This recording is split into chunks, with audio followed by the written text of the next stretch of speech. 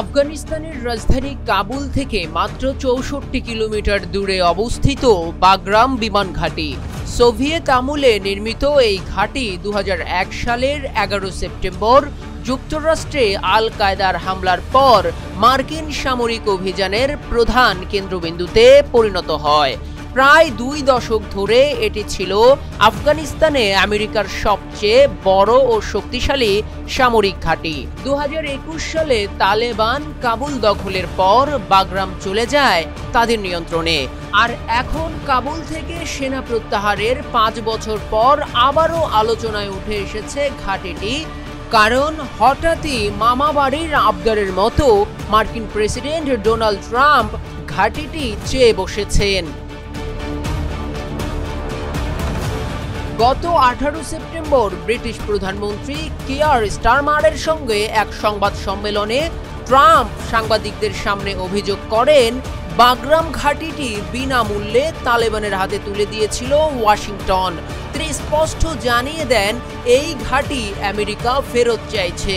দুদিন পর ২০ সেপ্টেম্বর নিজস্ব প্ল্যাটফর্ম ট্রুথ সোশ্যালে ট্রাম্প আরও কড়া ভাষায় সতর্কবার্তা দেন। তিনি লিখেন, যদি আফগানিস্তান আমেরিকার তৈরি এই ঘাঁটি ফেরত না দেয় তাহলে ভয়াবহ কিছু ঘটতে পারে। তবে তিনি কী ধরনের পদক্ষেপ নিতে পারেন সেটি খোলাসা করেননি। তালেবান সরকার ট্রাম্পের এমন দাবিকে সরাসরি প্রত্যাখ্যান করেছে। তবে এটি প্রথমবার নয়, এর আগেও ট্রাম্প বাগরাম দখল পুনরুদ্ধারে আগ্রহ দেখিয়েছিল। প্রশ্ন হলো, এই ঘাঁটিটি এত গুরুত্বপূর্ণ কেন?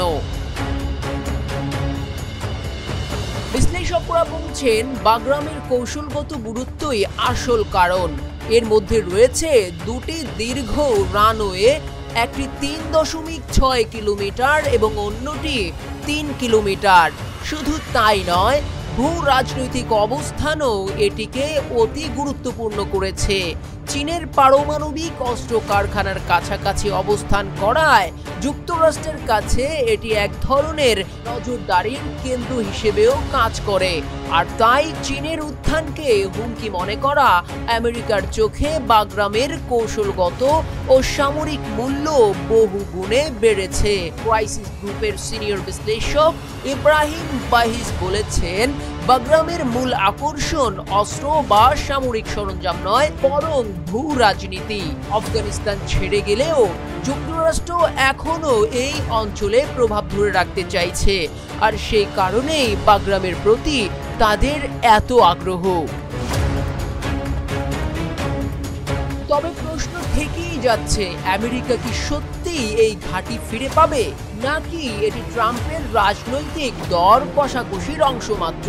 কিছু বিশ্লেষক মনে করছেন, ট্রাম্প হয়তো তালেবানের সঙ্গে ভবিষ্যতে আলোচনায় এর দাবিকে হাতিয়ার হিসেবে ব্যবহার করবেন। এর বিপরীতে তালেবান কি দিবে? খনিজ সম্পদ, বিদেশি বিনিয়োগ, নাকি কেবল রাজনৈতিক সমঝোতা? তা সময়ই বলে দেবে। Uttara news international desk.